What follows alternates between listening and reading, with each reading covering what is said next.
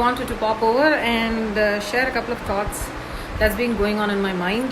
And I was very kindly invited on a couple of panel discussions on the Satanpulam police lockup murders, and we are seeing, if you're still following the news, I think you should. Please don't get bored, because justice is still not served. Hi Lassia, I love you.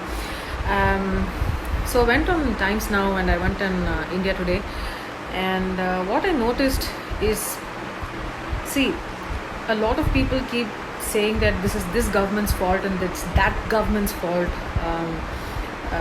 This government is not doing anything and that government is not doing anything. There was a the News Minute report that I read today. I'm urging you all to go and read it. If you notice, if you read, the two accused policemen have had a history of police brutality. They have beaten people so badly that apparently a man about 7-8 years ago, he went and filed a case in the court saying that he was no longer able to walk because this Raj Ganesh, I'm not sure what exactly the accused policeman's name is. These two men had beaten him so badly because they wanted a bribe. They had stopped his bike and he had only 150 rupees. They took him to the police station and they said, if you had only 150 bucks, why is it that you even exist, right? So they beat him up, and they beat him so badly that he went and filed a case in the Madras High Court saying he was not able to walk because of these two policemen. And apparently these two guys went and begged and cried and said, please don't ruin my career. One of the things that I want to speak about is this: please don't ruin my career, please don't ruin my life. A lot of aggressors will tell you this so that they can continue being aggressors through their lives. This goes for molesters, sexual harassers, rapists, and people who murder other people like this. They will do everything that they can in their power, and then they'll come beg and cry and say, sorry, you please don't ruin my life. Remember, they ruin their own life with their own violence, and this is something that we always forget. So while I was on this Times Now and India Today panel discussions, and I was reading all of this journalistic effort by so many people on the ground, they went and interviewed, they got this evidence. I just realized that 8 years ago, when these guys were booked for the same police brutality, it was not the same government, it was a different government. The fact is, anybody could be the chief minister, any particular party could be ruling our state or our country, but the policeman, the police officers are going to remain in force until they retire. So you're looking at about 35 years of service. Let me remind you that no matter how much, right now it seems they're talking about how they're shifting the case to CBI for investigation. Still there is nobody who is coming forward and saying that we will remove these guys from duty, we'll kick them out of their jobs, and once they are proven innocent, we'll take them back in and probably even give them the compensation that they would have had with regard to their salaries. Of course, nobody can compensate their bribes, because nobody knows how much bribes that these people would have taken in their entire service. However, nobody is really willing to come forward and say that, and that is probably what is making a lot of people upset and angry, right? People want to follow procedure and due process, and people will keep pushing it because politicians know that we all will forget. We are only waiting for the next big issue, the next big problem, so that we can talk about it. Background noise is annoying. So, I'm sorry the background noise was annoying. I hope it's no longer annoying for you. What I'm saying is that it's our biggest, civil society's biggest problem, that we forget issues. We don't care a rat's ass, and we just look for the next big controversy, and we go for the next big issue and forget about it. And then you'll realize after 10 days, everybody would have forgotten about this police brutality case, because we just need the next controversy to write about. We just need the next controversy and the problem to worry about. And I, as a citizen of this country, as a citizen of Tamil Nadu, I want you all to understand that each time politicians come and blame the other political party for not taking action, please remember that police, custodial deaths and everything else have been happening. A lot of people have now shared these numbers. About 1,783 people have died in custody per year. So we are looking at about 5 deaths per day in the country, right? So a lot of people have said this, and I remember normal YouTubers saying it, and now the same politicians are saying it on panel discussions, and I'm seeing how this is going on. Like, for me, it all looks like a huge drama. As citizens of this country, you need to be remembering. I just had to look at the news report, the news minutes report, to see who was the ruling party when these two policemen were first booked for their first few police brutalities, and it was a different political party.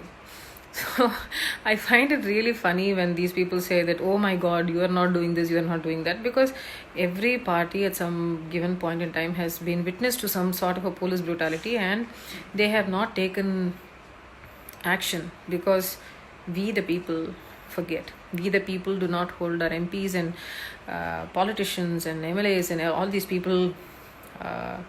We don't hold them accountable. We don't put them up to task. We don't ask them questions. And also, I definitely have to tell you, in this entire 3.5 months of suffering with the pandemic, the entire country, the entire world is dealing with in a way, and nobody has any experience of dealing with this. There is no cure. We don't know when we are all going to get back to said normalcy, whether this normalcy will even return. And we also have to agree that as civilians, we have also put a lot of policemen's lives at risk. Policemen have put their own families at risk by showing up for duty, and according to Tamil Nadu statistics, we are looking at about one policeman for every 632 or 33 civilians. So if you look at it, one policeman has to take care of 632 civilians, right? So you're looking at inhuman work stress. You're looking at, you need to go and look at the salaries that they get. You need to look at so if for the amount of stress and the workload that they have, do they have the right health? Do they have the mental health checks?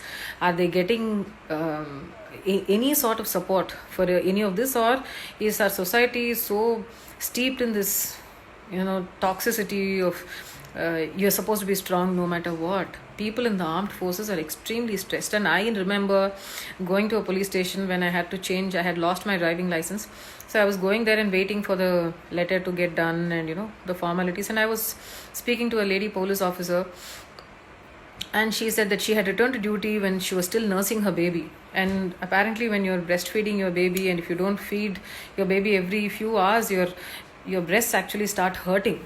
So nobody is taking care of bathroom facilities for women policemen on beat. There is so much, right, we need to do as civilians as well. So one of the things that we need to make sure is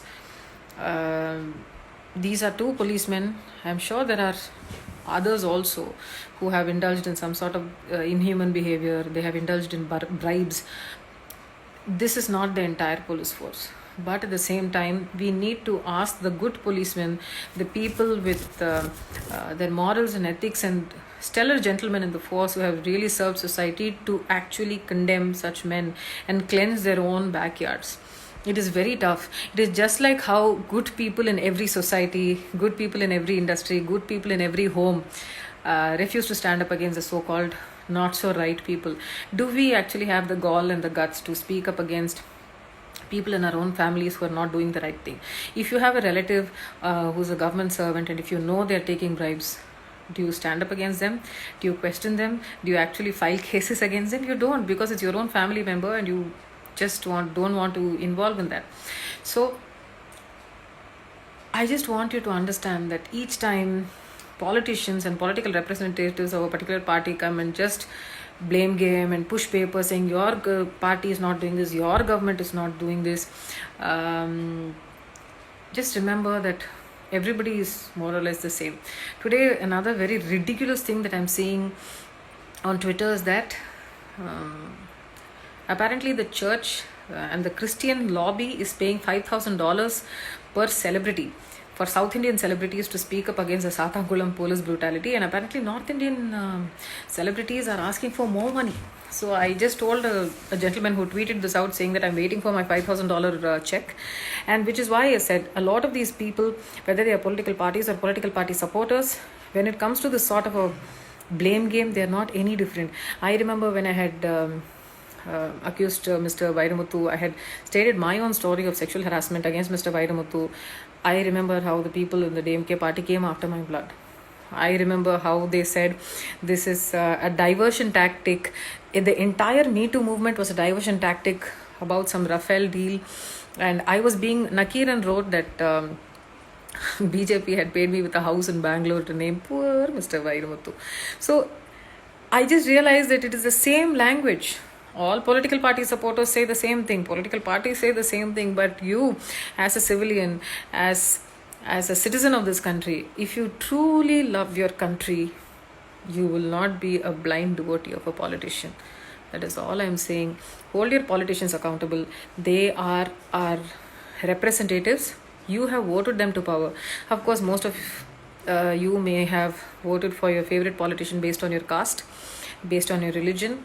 I don't know when a day will come where all of this doesn't matter, because you want to vote for your caste and your religion so that probably your personal interests will be taken care of when somebody that you like would like to come to power. That's more or less how lobbies work also, right?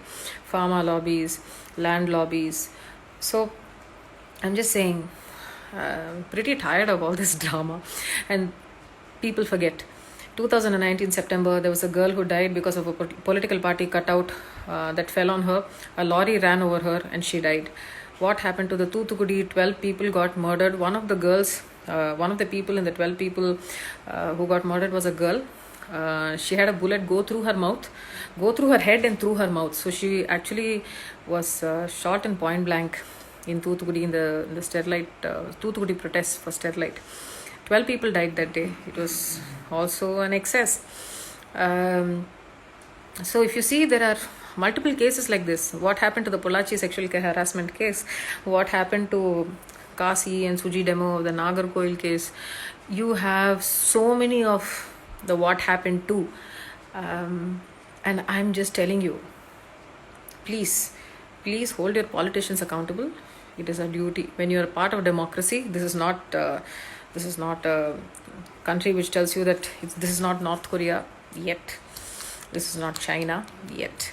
So you need to make sure that you're holding your MLAs and MPs and ward councillors is responsible, making sure that work gets done. And democracy is not just voting on the day, and then while you don't even check if the politician you're working for has a criminal record. So do you really think you have the thing to ask about?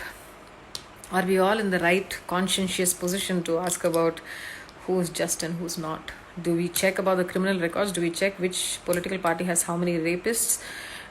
Do we check if the different ministers who are holding portfolios are even educationally qualified to hold such posts?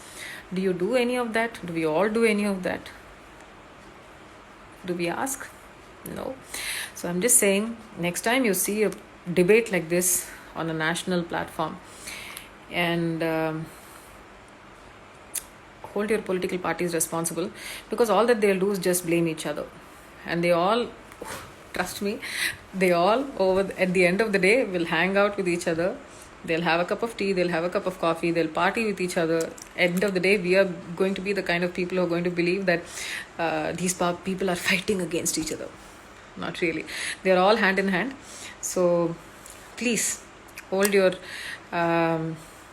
political representatives responsible, and don't fall for this rhetoric saying it's your fault, because they're all at fault. The system is like this today in 2020 because people 10 years ago, 15 years ago, 20 years ago didn't do what they were supposed to do. Thank you.